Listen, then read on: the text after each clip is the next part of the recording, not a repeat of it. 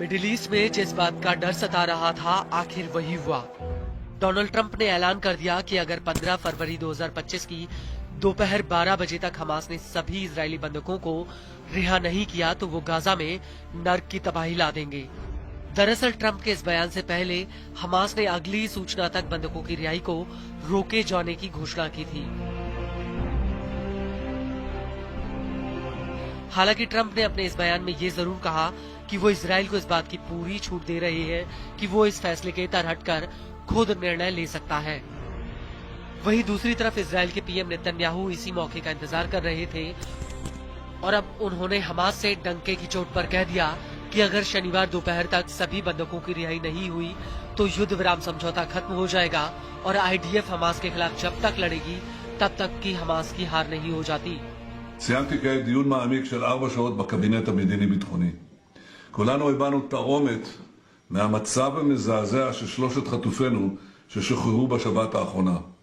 כולנו גם בירכנו על הדרישה של הנשיא טראמפ לשחרור חטופינו עד שבת בצהריים, וכולנו גם בירכנו על החזון המהפכני של הנשיא לעתיד עזה.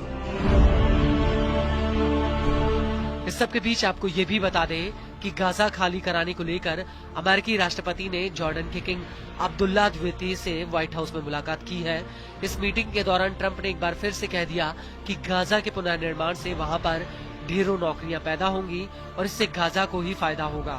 Trump ने अपनी बात दोहराते हुए कहा कि अमेरिका गाजा पर नियंत्रण स्थापित करेगा और उसका विकास करेगा। ट्रंप का कहना है कि वो गाजा को रिडेवलप करने के लिए मिस्र और जॉर्डन के साथ काम कर रहे हैं। And we'll be working on the rest with Egypt. I think you're going to see some great progress. I think with Jordan you're going to see some great progress. 3 of us, and we'll have some others helping, and we're going to have some others at a very high level helping, and the whole thing will come. It's not a complex thing to do, and with the United States being in control of that piece of land, a fairly large piece of land, you're going to have stability in the Middle East for the first time. And the Palestinians, or the people that live now in Gaza, will be living beautifully in another location. They're going to be living safely. They're not going to be killed, murdered, and having to leave every 10 years. Because I've been watching this for so many years. It's nothing but trouble. वहीं दूसरी तरफ Trump के इस बयान को लेकर Jordan के king Abdullah ने भी बड़ी बात कही है। किंग अब्दुल्ला का कहना है कि वो इसको लेकर मिस्र से बात करेंगे। इसके अलावा वो सऊदी अरब भी जाएंगे, जहां पर वो अरब देशों से चर्चा करेंगे। We have to keep in mind that there is a plan from Egypt and the Arab countries. We're being invited by Mohammed bin Salman to discussions in Riyadh. I think the point is how to make this work in a way that is good for everybody. Right. Obviously, we have to look at the best interests of the United States, of the people in the region, especially to my people of Jordan. And we're going to have some interesting discussions today, I think. King Abdullah का ये भी कहना है कि हम अभी भी फिलिस्तीनियों के विस्थापन के खिलाफ हैं।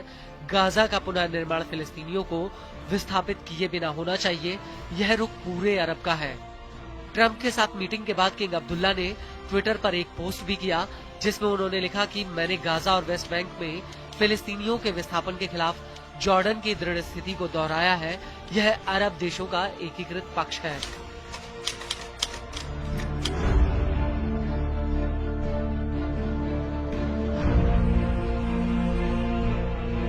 हालांकि जॉर्डन से पहले मिस्र भी ट्रंप के इस प्रस्ताव को ठुकरा चुका है और 10 फरवरी 2025 को मिस्र के विदेश मंत्री ने अपने एक बयान में कहा था कि हमारे पास एक ऐसी योजना है जिससे ये सुनिश्चित होगा कि गाजा में फिलिस्तीनियों का विस्थापन ना हो और उन्हें उनके कानूनी अधिकार मिले।